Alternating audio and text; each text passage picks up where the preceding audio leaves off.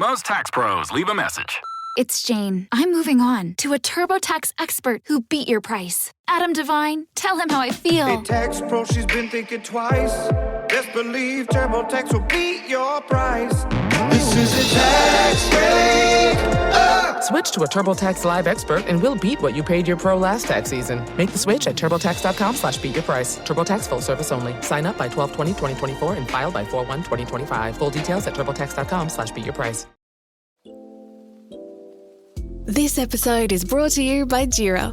Jira is the only project management tool you need to plan and track work across any team. So if you're a team of developers, Jira better connects you with teams like marketing and design, so you have all the information you need in one place. Plus, their AI helps you knock out the small stuff so you can focus on delivering your best work. Get started on your next big idea today in Jira. This episode is brought to you by Shopify. Forget the frustration of picking commerce platforms when you switch your business to Shopify, the global commerce platform that supercharges your selling wherever you sell. With Shopify, you'll harness the same intuitive features, trusted apps, and powerful analytics used by the world's leading brands. Sign up today for your $1 per month trial period at shopify.com/tech, all lowercase. That's shopify.com/tech. Minus 10, 9, 8, 7, 6, 5. It's one small step. One eyewitness, one major pop cultural event. You had to be there, uncover stories that shed light on our most iconic moments. Like the real enemy. Each episode, our host, Julia Thompson, takes on the task of finding and interviewing one person within 48 hours who was there, with no idea what their event will be. Come along for the ride. Do you believe in miracles? I remember reading an article when I was about 12 years old, I think it might have been in Scientific American, where they measured the efficiency of locomotion for all these species on planet Earth. How many kilocalories did they expend to get from point A to point B? And the Condor one came in at the top of the list, surpassed everything else, and humans came in about a third of the way down the list, which was not such a great showing for the crown of creation. And but somebody there had the imagination to test the efficiency of a human riding a bicycle.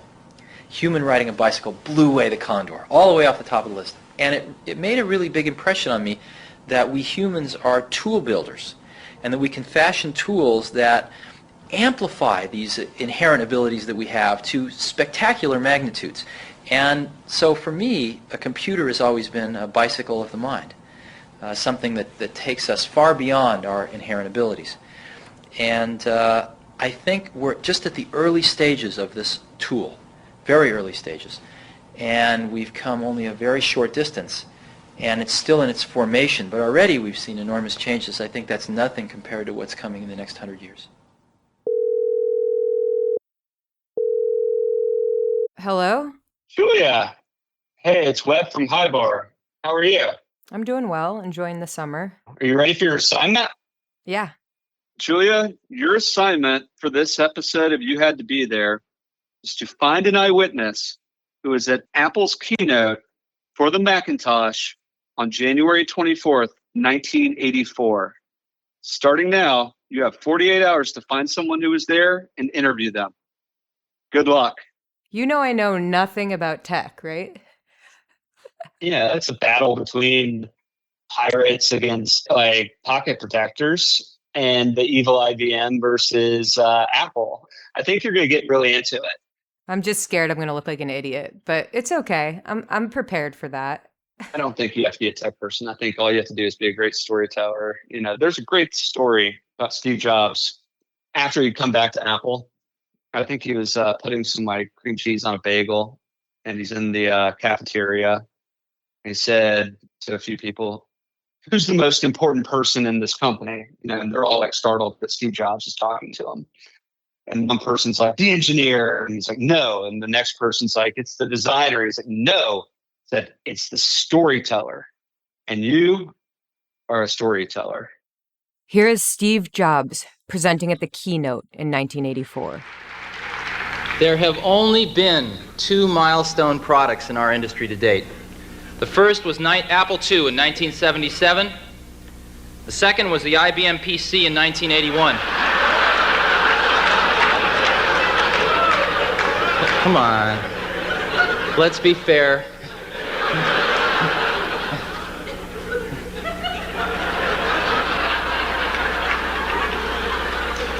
What we need now is the third industry milestone product, and that's what Macintosh is all about. We've been working on this thing for over 2 years now, and those of us that have been really close to it will all tell you it is insanely great. And you'll have a chance to see a little bit more of it later on tonight. My name is Julia Thompson, and I am the host of You Had to Be There. This topic scares me. I don't read about tech. I never waited online for an Apple product, and I thought it was bizarre that people laid memorials for Steve Jobs in front of the Apple Store after he passed. I remember my first friend who owned an iPhone, Jeff. I'm thinking, this object is cool, and Jeff responding, it's a leash. That never left my memory. Despite the above, my MacBook Pro is an integral part of my life, and my iPhone, in a sense, is an extension of myself. But do I like it? Is it a piece of art I cherish? Or a tool I can't live without? During these 48 hours, I hope to speak to someone who is there, that can bring me back to the days when Apple was still managed by a bunch of ragtag hippies and self-taught engineers with a dream to share computing with the masses. I dove into Stephen Levy's book, Insanely Great, The Life and Times of Macintosh, the computer that changed everything. I got in touch with the author. He wasn't at the keynote, but he spent much of his career writing about Apple. Please join me on this journey. I can't do this alone. Here's acclaimed tech writer, Stephen Levy. My name is Stephen Levy. I'm a writer, an author.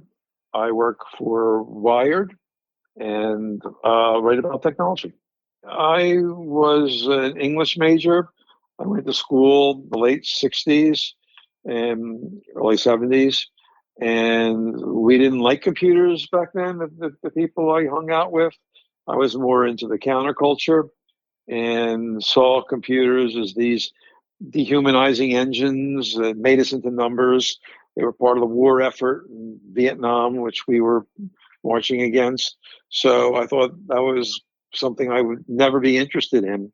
Eventually, I became a journalist and would write about a variety of different subjects, music and sports and crime and other things. And someone asked me, actually, it was Jane Fonda's movie production company, asked me if I would be interested in writing about this subculture of people called hackers.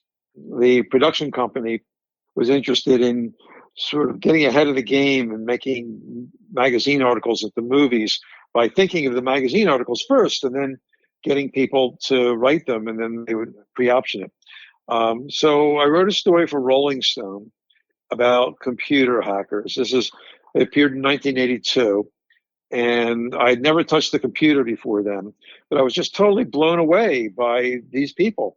They weren't these weird antisocial creeps, but they were exciting, interesting, curious people who were explorers inside this new dimension of computing.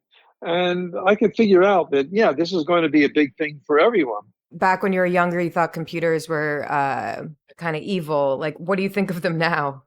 I used to joke that the story I always used to write was David versus Goliath, these little companies coming out against big companies like IBM. And now the story I write most often is Icarus, about how these little companies became Goliaths themselves and essentially flew too close to the sun. And, hubris is permeating them now. So it's interesting that I got this topic just because I, like everyone, I guess, I have a love-hate relationship with my machine and all of it. Yeah, but the thing is, you have a relationship. We all have a relationship with our machines, and it's a deep one, even if it is a mixed one in terms of, how we feel about it. But we are cyborgs. Okay, so we are cyborgs. I can get behind that. So my second tech sage leading me through the darkness is Griffin D Jones. That's not his real name. It's his alias. He lives in rural Ohio and tries not to leave personal digital breadcrumbs. He even said sometimes he misdirects people with untrue biographical information to throw people off his tail. I found him when I Googled Mac experts, vintage Apple computers. All of his instructional videos popped up, and I immediately felt safe. I mean, the publication he works for is called Cult of Mac. Who better a source to talk to?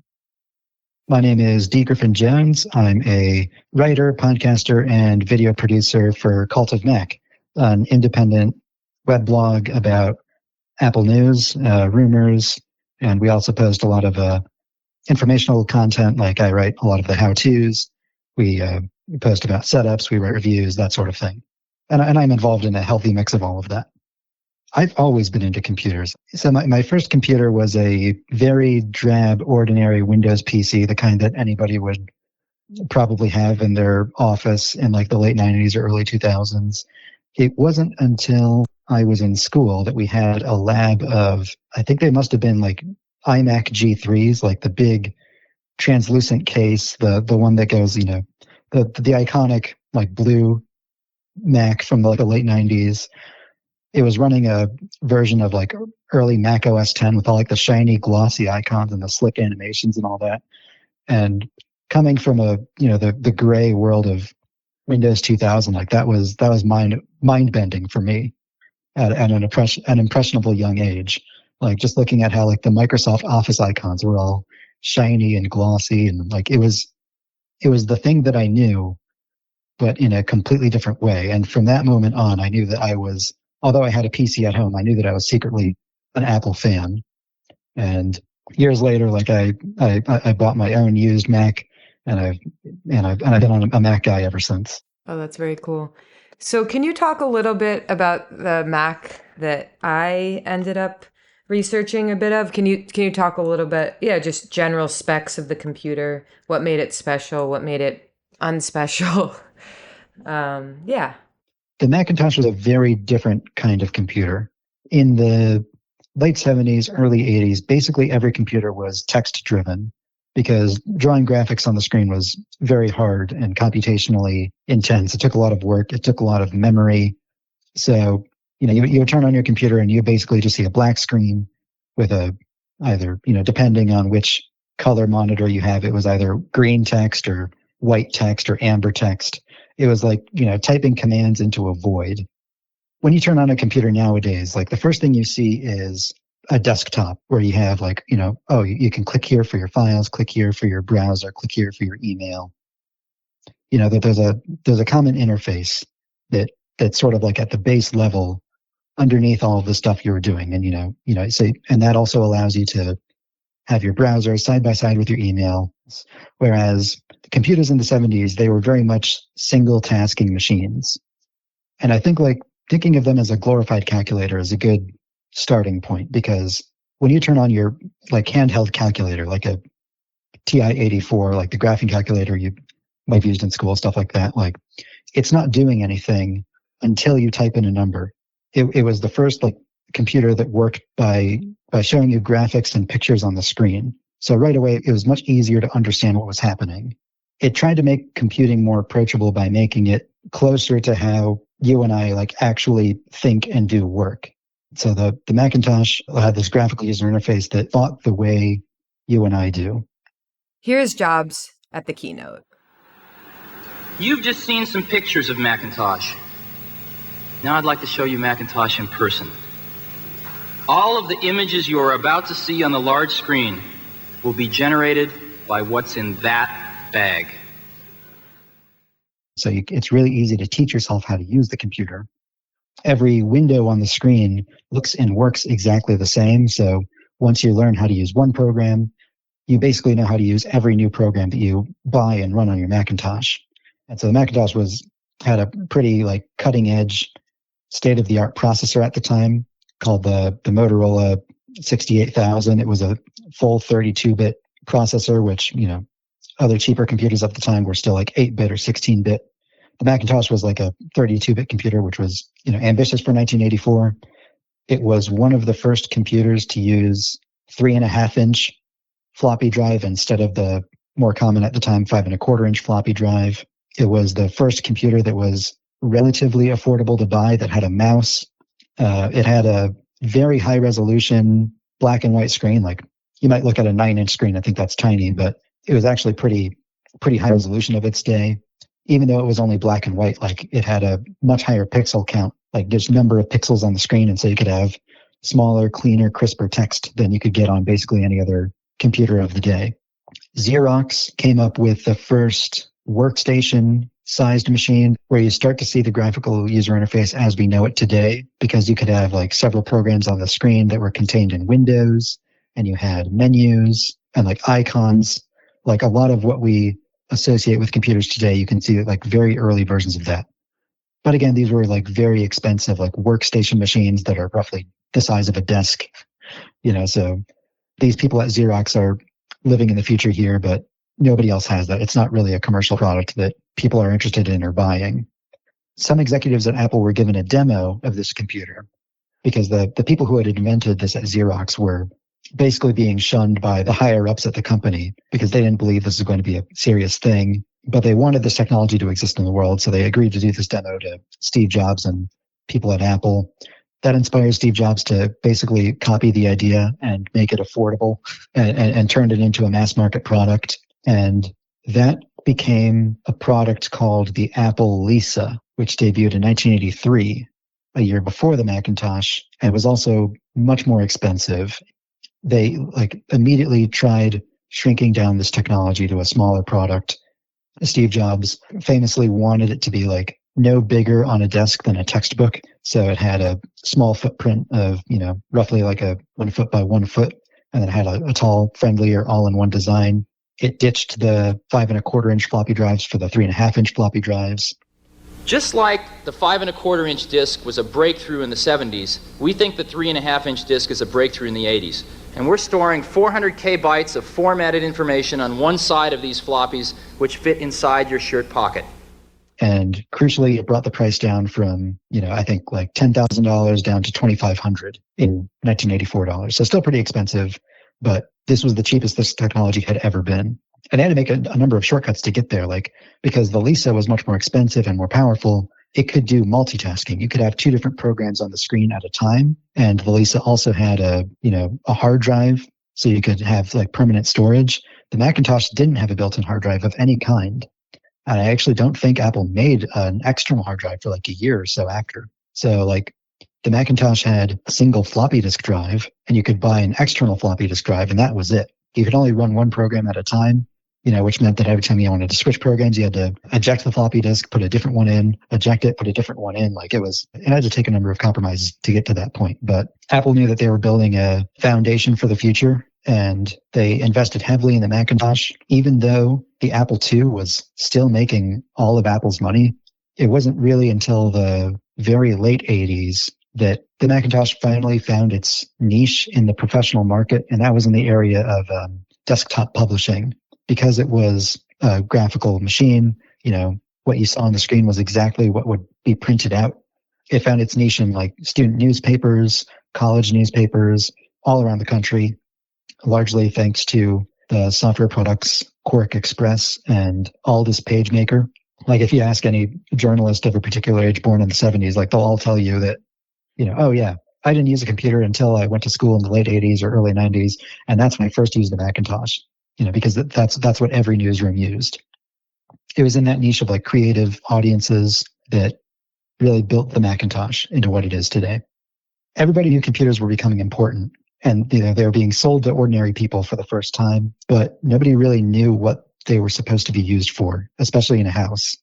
A common marketing point at the time was that, you can store all of your recipes on this computer if you buy it, or you can balance your personal household budget, or stuff like that. But it's computers were kind of an expensive, worse way to do all of those things. There wasn't really anything that a computer could do that was completely brand new until the internet. Because until then, if you wanted to write a letter or a school essay, you could just buy a typewriter for 1/10 the price. You can store your recipes on a stack of note cards and using a pen that you can buy from an office supply store for like 50 cents. The computers didn't actually provide much utility for the average person, although they were very exciting and everybody could kind of tell that they were going to be a big deal, even though nobody really knew how. Kind of like AI? Exactly like AI. So now for the task at hand, finding someone who is there. I emailed iconic Apple graphic designer Susan Carr, who contributed interface elements and typeface for the first Apple Macintosh personal computer. She's responsible for, that screen that pops up on the original Mac. Hello? Or the tiny trash can and the Finder window. That's all Susan. Her assistant intercepted my request. Susan is too busy. I then reached out to a journalist in Vermont who published an interview with Steve Mansford, the industrial designer of the original Macintosh. She said he wasn't in great health and she didn't have his info anymore. I then reached out to the Computer Museum in Palo Alto and left them a hurried voicemail. I was nearing the end of day 1, and I just wanted to get one promising lead. Then I go to the old standby, Facebook. What boomer doesn't have an account other than my socially introverted mom? I found her. Colette Askeland. She worked on the Mac, and her name was even embossed in the inside cover of all the Macintoshes. The whole team actually had their name embossed inside the machines. Thanks to Steve Jobs. After all, this original Macintosh was a piece of art. Jobs kind of made it that way. And signing a piece of art, well, that makes it art, right? I DM her my number, and she calls me late that night, just as I am turning off my nightside table to go to bed. I pick up the phone and run outside of the bedroom to ensure I don't wake up my partner. Colette, hi. I was so pumped, but also tired. It was like midnight Eastern Standard Time. She was naturally calling from California. That's where the tech people live, in my imagination.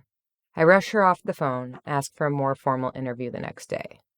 I also wasn't connected to my recorder, so I didn't want to miss anything precious. I cram in a Steve documentary before bed. Ryan Reynolds here for, I guess, my 100th Mint commercial. No, don't. I mean, honestly, when I started this, I thought I only have to do like 4 of these. I mean, it's unlimited premium wireless for $15 a month. How are there still people paying 2 or 3 times that much? I'm sorry, I shouldn't be victim blaming here. Give it a try at mintmobile.com/save. Whenever you're ready.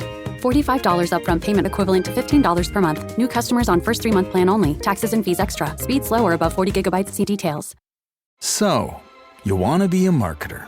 It's easy. You just have to score a ton of leads and figure out a way to turn them all into customers. Plus, manage a dozen channels, write 1 million blogs, and launch 100 campaigns all at once. When that's done, simply make your socials go viral and bring in record profits. No sweat. Okay, fine. It's a lot of sweat. But with HubSpot's AI-powered marketing tools, launching benchmark-breaking campaigns is easier than ever. Get started at HubSpot.com/marketers. My name is Colette Askeland, and I am now retired in Sonoma County, and I worked at Apple for about 15 years. I really enjoyed my time on the Macintosh. It wasn't the most difficult project work that I've done before, but it certainly was the most rewarding. So were you at the keynote on January 24th, 1984, when Steve Jobs released the new Macintosh? Yes. The whole team was invited, and we had reserved seating at the front of the Flint Center. Steve kept things a surprise from people, even from some of us, because he loved that element of delight. And if you watch the original video, you can see the pride that he had about this particular product. And I think I'm sure that Apple I was awesome for he and Steve, but Wozniak and Steve. But the Mac was his. It was his alone, and he fathered that whole thing through through a lot of iterations. So it was fun to see him up there, and also fun to see him kind of be comical because he was so serious most of the time. He actually didn't say as much as I thought he would. They had programmed the Macintosh to kind of speak for itself, and he just sort of let that roll. And I thought that was pretty delightful. It was a big high for all of us in the audience, the people who have worked on it. He just made us all feel special the whole time that we were working on the project, and especially so when it was released. So that night where the computer was released, do you have a memory? What did you guys do after? They had a little reception for us afterwards out in the parking lot, as I recall.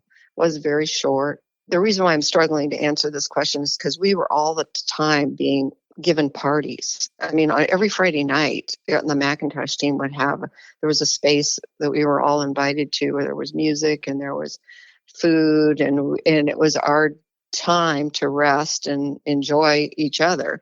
And so we constantly got used to having these little soirees. Was that unique that they did these parties on Fridays? It was unique in the industry, yes. In fact, a lot of people wanted to come to work there because they liked the atmosphere of the company that there was. At the end of the week, you get to celebrate all your hard work. And nobody worked less than, 70 hours a week.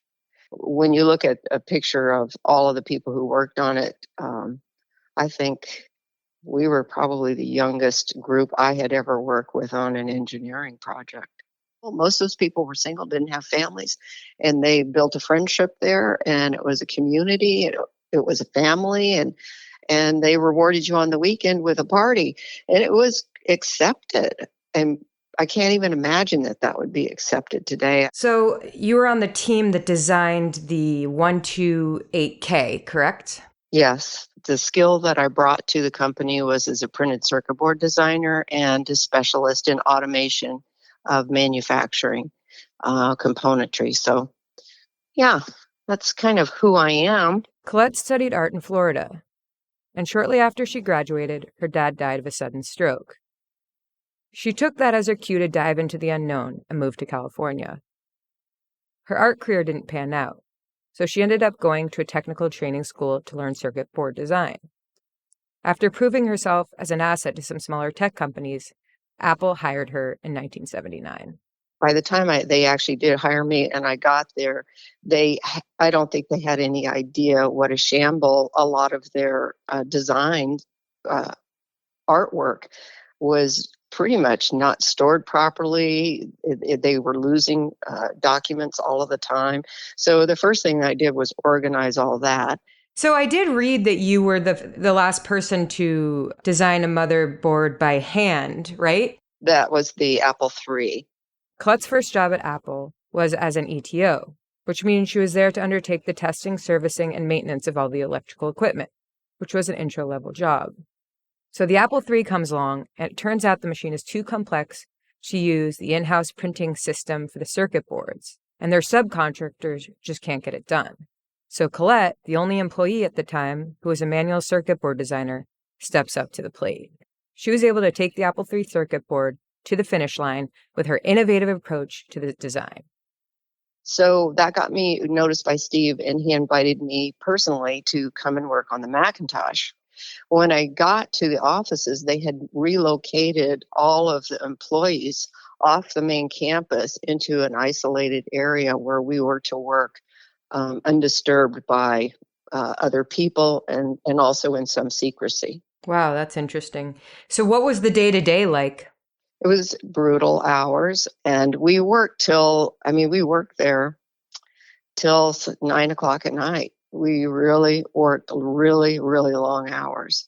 And there were times where you just had to just take a break in the middle of the day, and that was accepted. I mean, this is back in the late 70s, early 80s. You were expected to come to work and stay in your chair all day till you went home. And here, it was very fluid, and it was very flexible. You just had to get your job done. This is kind of funny. They thought that we were all so young that we didn't have enough adult supervision, so they hired some senior people who had been doing products for years and years and were more like in their 50s to come in and supervise us, which was hilarious because I don't think they really did much supervision. I think we all knew what to do. It was just maybe the manner in which we went about things that kind of surprised them. We were all pretty lighthearted and jovial, and we were friends. So it wasn't a serious atmosphere until things got heated or there were tensions because of design changes. Sometimes those events would happen. Could you talk a little bit about what your specific job was and who you worked with? There were two main boards on the Macintosh. There was the main logic board, and that's where all the intelligence of the computer sits. It's where the brain is. And then the power supply, which is where the power comes in and where it's managed, depending on the activity.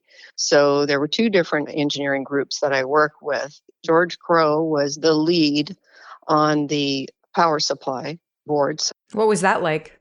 The thing about working on that particular board design was that it used to just drive me crazy because they would come in and have me move a trace line maybe 1/8 of an inch. And then I'm going, seriously? We're just going to move it that far? And they go, yeah, it makes a big difference. And then they test it and they come back and, can you move it this way? And it would just go on and on and on, moving it just little minutia. And if the main logic board changed, it also affected the way the power supply worked. So this would continue because the power supply group would have to respond to what was happening on the logic board. Burl Smith was the main engineer for it. And I think he was probably 23 years old when I was working with him. And he did not have an engineering degree. He was one of these savants who just understood electronics and how to get logic working on a board. And he'd been doing it for a long time, since he was a young teenager. And he was hilarious because he was so young. I think he had a crush on me because anytime he wanted to make a change to the board, he would bring me flowers, which was kind of cute. But the flowers were stolen from the median of Cupertino, where he had saw them on the way and said, oh, I'm going to pick these for Colette. And they really belonged to the city of Cupertino, but he didn't seem to mind. So what was the layout of the office?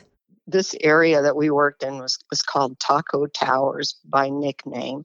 It was two adjoining office buildings, and they were separate from each other. So you had to walk from one to the other.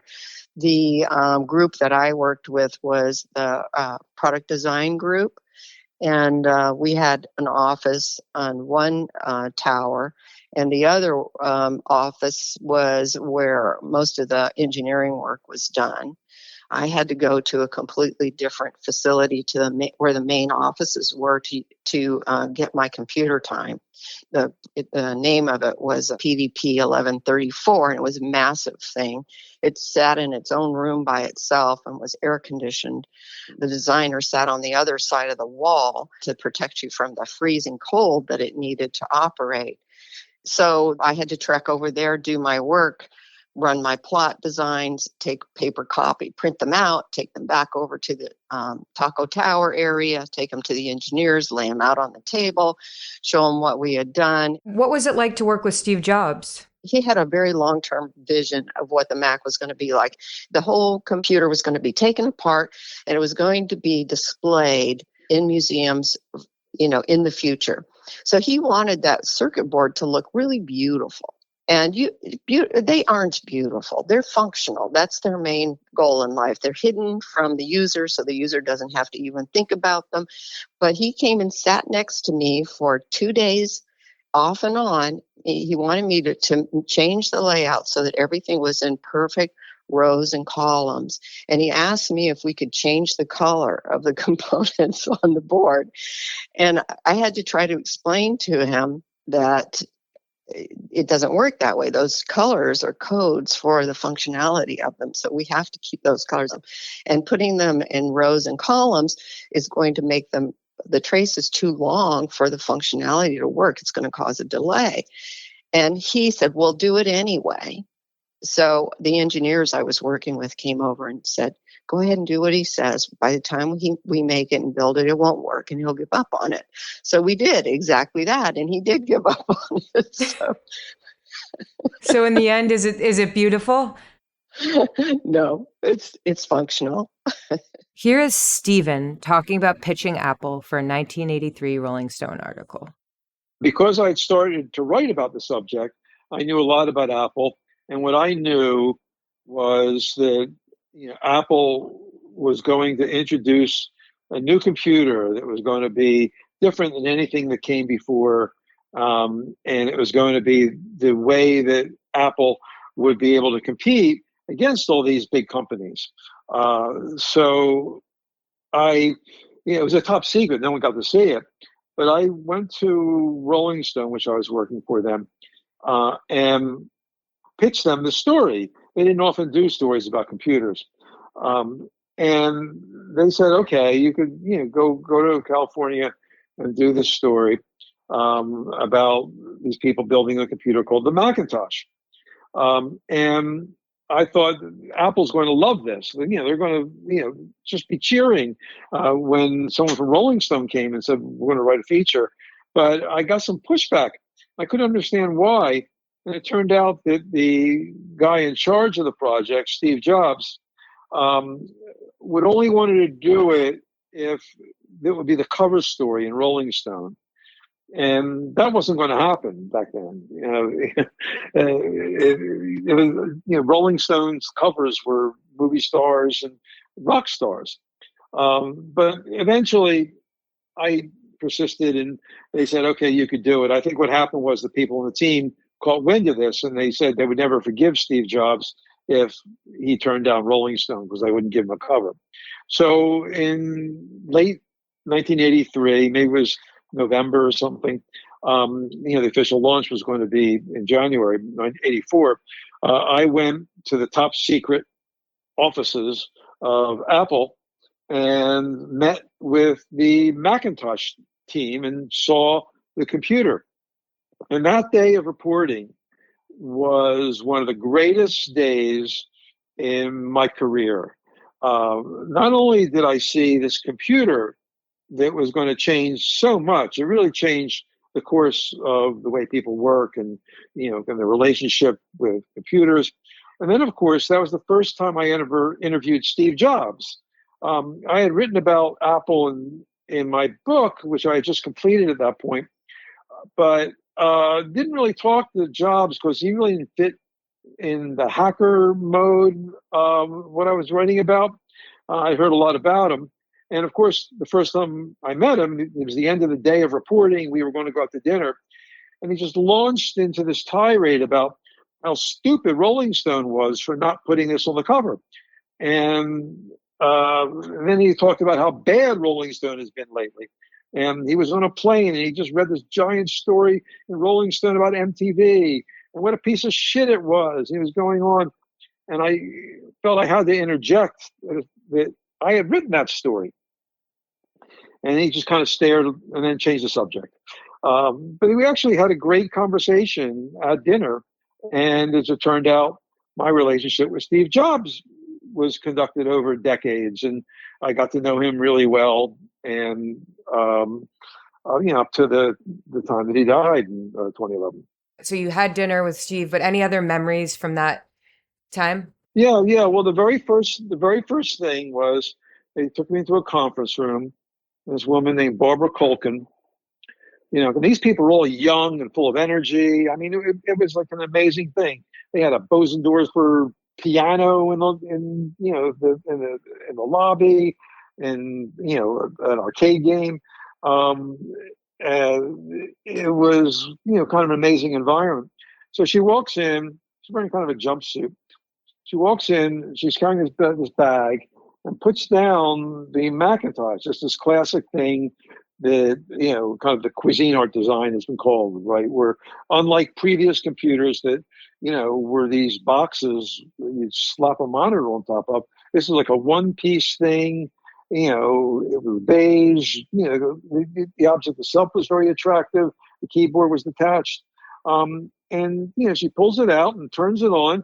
And there's this little smiley face, right? And to see it like lay out.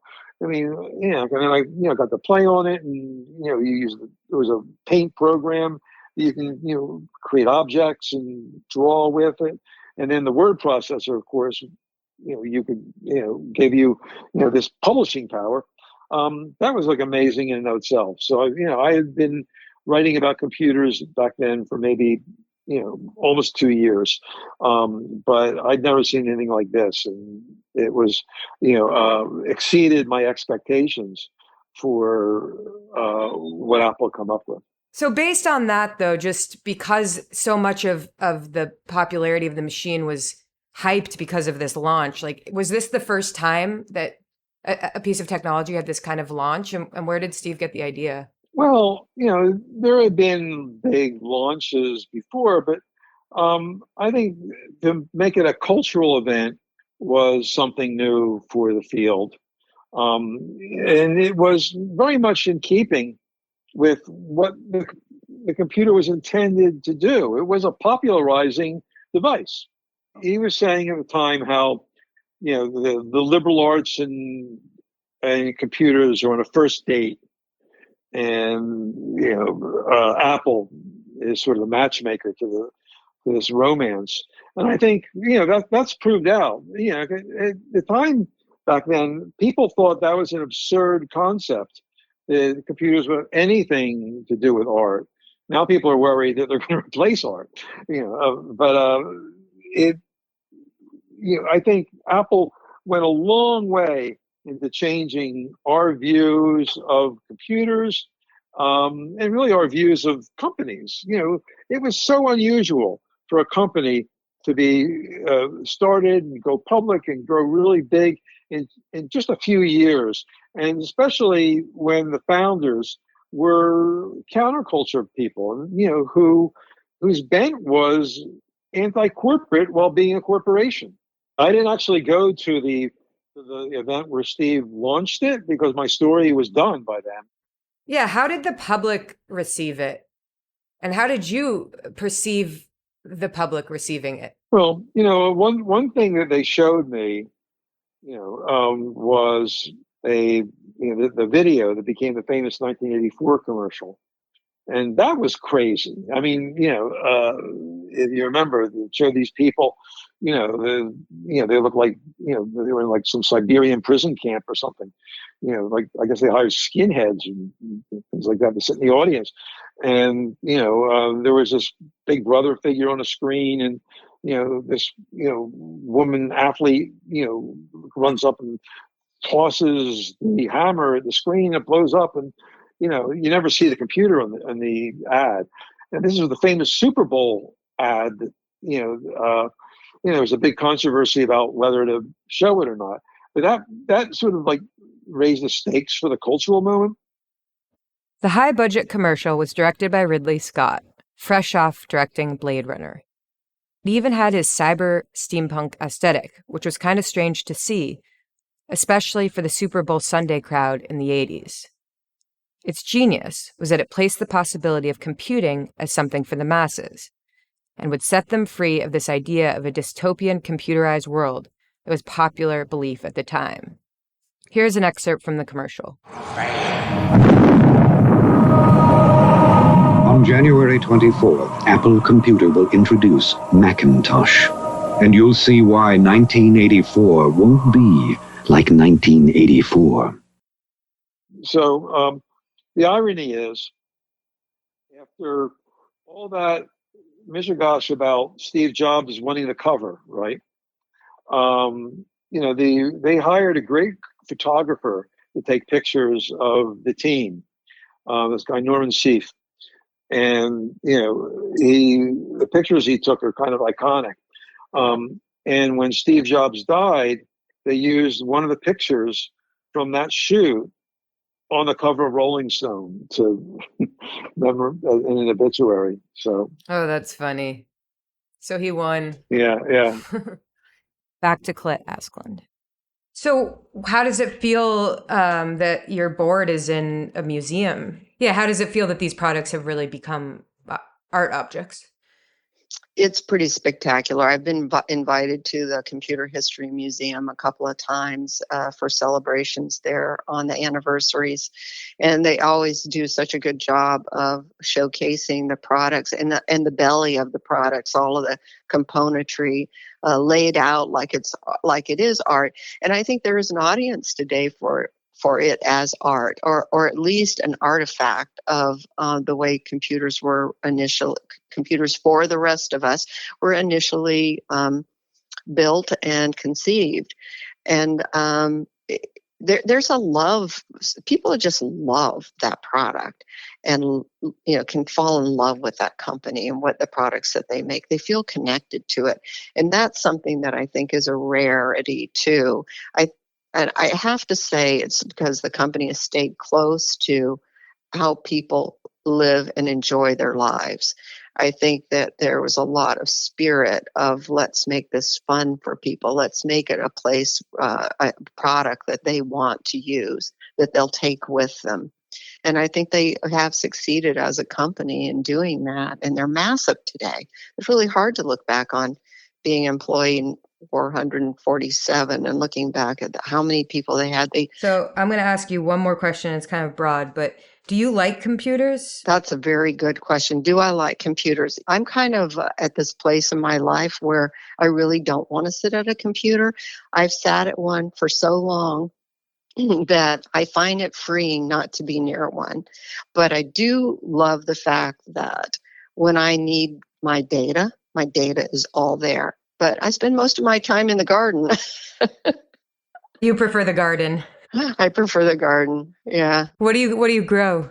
I have tomatoes growing now, strawberries, a lot of herbs, and I have inherited at this house a bunch of roses, which I really don't know a lot about, and I'm trying to learn about them. Don't stare into your iPhone.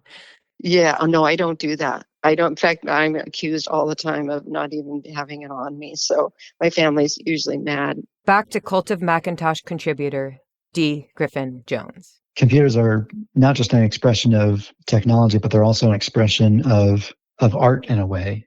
You can see computers transform from these highly industrial machines to works of beauty and expressions of taste, especially around the late 90s and early 2000s, when you have these when you really have the peak of bizarre designs coming out of Apple from that era into these highly functional, invisible machines that we have today that try to hide the innovations. My new Mac Mini is a silent, tiny little box that sits on my desk that I never have to think about as a physical object. But when you turn on an old Macintosh, you hear the hard drive spin up and it's really loud. You hear the fan, you see the display slowly warm up rather than flick on instantly.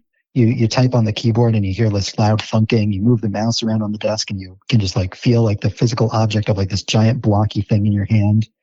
You have the rubber roller ball that, you can feel the mouse wiggle around, or at least, vibrate a little bit on your hand because the roller ball is moving around inside and it gets filled up with gunk and you have to clean it out.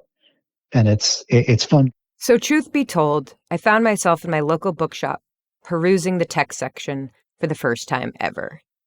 I found this book, The Nostalgia Nerd's Retro Tech, Computer, Consoles, and Games by Peter Lee. I read the book and enjoyed all the pictures of old Ataris and the Commodore 64A. I know what that is now. And thought maybe Peter, aka the Nostalgia Nerd, could be the key to getting me to connect with this topic, in a deeper way.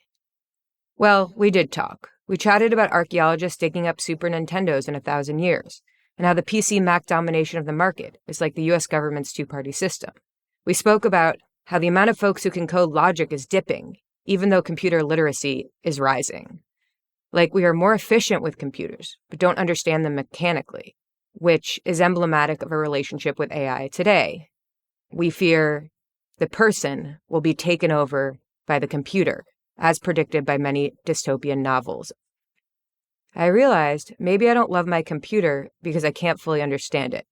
And maybe I even fear it. Oh, I definitely fear it. Nostalgia Nerd turned me on to old systems as a counterpoint to the new ones. I really think I may be able to love, or at least like, the original Macintosh. Maybe even buy one off eBay and try out the paint feature. Nostalgia Nerd did leave me with something worth noting. I mean, he made it like an object of desire, didn't he? He was very good at framing things in that way. I think Apple are still trying to do that, but they just haven't got the charisma that Steve Jobs brought. I think that was kind of key to it. It was just getting people engaged. And when you've got enough people engaged, it becomes something massive, right? It becomes like hysteria. Maybe Steve Jobs was not only making computers accessible for the masses, helping us be able to use them, he was also one of the best salesmen in history. What makes a good salesman? I think it's giving a product a compelling story, a hint of sentience, a story that makes the object the apple of everybody's eye, an object of carnal desire. You Had to Be There is a Hi Barr production, created by Hi Barr. All episodes written, edited, and hosted by Julia Thompson. Produced by Julia Thompson and Web Barr. Additional editing, sound mix, and engineering by Vishal Nayak. Opening score by Teeny Lieberson. Artwork created by Dylan Lathrop. Special thanks to our parents, friends, and chosen family. And most importantly, thank you to the artists who have inspired us, because they had to do it.